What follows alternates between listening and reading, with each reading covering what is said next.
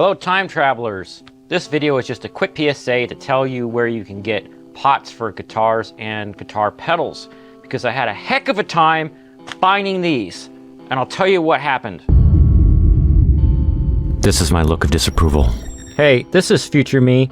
I have to apologize. When I'm working on stuff in the basement, I like to film with the overhead cam in 4K so I can crop in and get lots of detail and see what's going on. But OBS was glitching for me for some reason, and it was getting really low frame rate. So what I've done is reduce that for you guys as much as possible by pausing at the frames that have what you need to see. I have the Sun Fuzz kit from Stewmac, which is a clone of the Analog Man Sun Face, which is, you know, based off of the pedal that Jimi Hendrix used way back in the day called the Fuzz Face. But the Sun Face from Analog Man, some of the options had 2 extra knobs right here. This is the clean knob. I needed a linear 50K pot for right here, and the only one I could find was one of the smaller kind, and I got it off Amazon.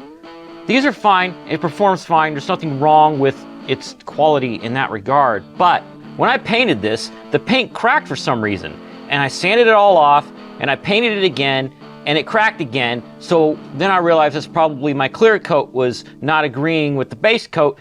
But I was like, screw it, I'm just gonna put epoxy on it, you know, so I can have a solid surface and not be cracked, and also to seal in the flavor. But then I realized this short pot is not gonna fit through the enclosure anymore, because with the epoxy on, it's a bunch thicker. Obviously, I'm gonna be drilling out these holes later and also grinding off these drippy drips. I couldn't find the right pot on Amazon or eBay, and by the right kind I mean 16 millimeter. But I did find them on Love My Switches, and I've got a bunch of parts from them. I've got, you know, like transistors and knobs and all kinds of stuff from different websites, and Love My Switches is one of my go-to places. So check this out, when you're measuring these, it's important you know this part right here, that's your 16, and you also know how much threading you have.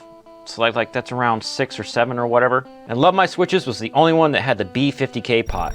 There was one con for these pots for me, but a little bit of spoilers, it's not that big of a deal because I figured out a way to work around it and I would still buy them again. But I didn't realize it until I was drilling the little holes for the anti-rotation pins. And the anti-rotation holes.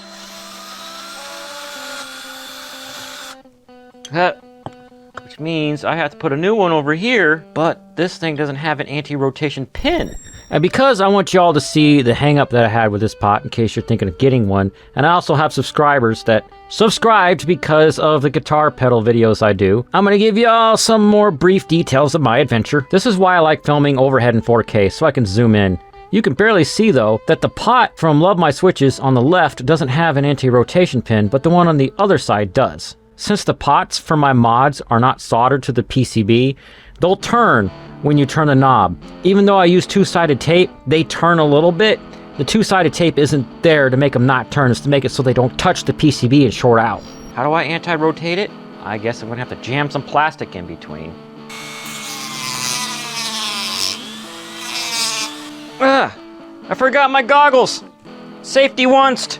Then I put in the plastic piece, and I thought holding it with super glue was gonna be enough, but now if it wants to rotate, it's just gonna bump up against the other pot. But check out this quick clip from slightly more future me, where I'm struggling with the hot glue for your enjoyment.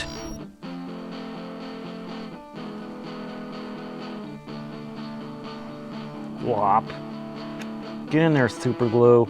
Does it. Hot. And now back to the past me, and hopefully if it wants to rotate the other way, it'll bump up against the side of the enclosure. Words of doom! More on this in a second. It's cutting in and out every time I touch it, no matter where I touch it. So how do I figure out what? It's not the pot that I just put in, the pot's fine. Well, I resoldered the transistors and the transistor sockets because I was testing a bunch of different transistors in the pedal. You can click this video if you want to see and hear all the testing I did. It's actually pretty interesting. And I also resoldered where the wires go to my mod pots because there were originally internal trim pots there. And that fixed it for the most part. See the difference? The one from Love My Switches has its threads come up all the way like it's supposed to. these are designed for a much thinner enclosure. So that all seemed to be fixed. Then I put it back together. I had to put it together a few times, but this time I put it back together and it was still messed up. And this time it was because the pot still rotated, but it rotated the other way against the side of the enclosure. And I was like, shh. And I just grabbed some tweezers and I shoved down a piece of two-sided foam tape in between the pot and the side of the enclosure. And that fixed it. So that was about 2 hours of work for me, and it would have been less time, honestly, if I was more patient. And this is why you test a circuit outside of the enclosure first. Probably something stupid like a pot is grounding out. I definitely recommend that if you're building or modding a pedal, or even just putting pots in a guitar, you definitely check out Love My Switches to consider some of the pots they have. Just keep in mind that if you need anti-rotation for a mod, or I've even seen some guitar pedal kits not have the pots on the PCB, if you decide to use these pots, you're gonna have to use some ingenuity. But I'm pretty stoked because I've been putting off finishing this pedal for a while ever since I had the paint issue. But now I'm done! Alright, that's it for this video. Now I'm gonna noodle with my guitar.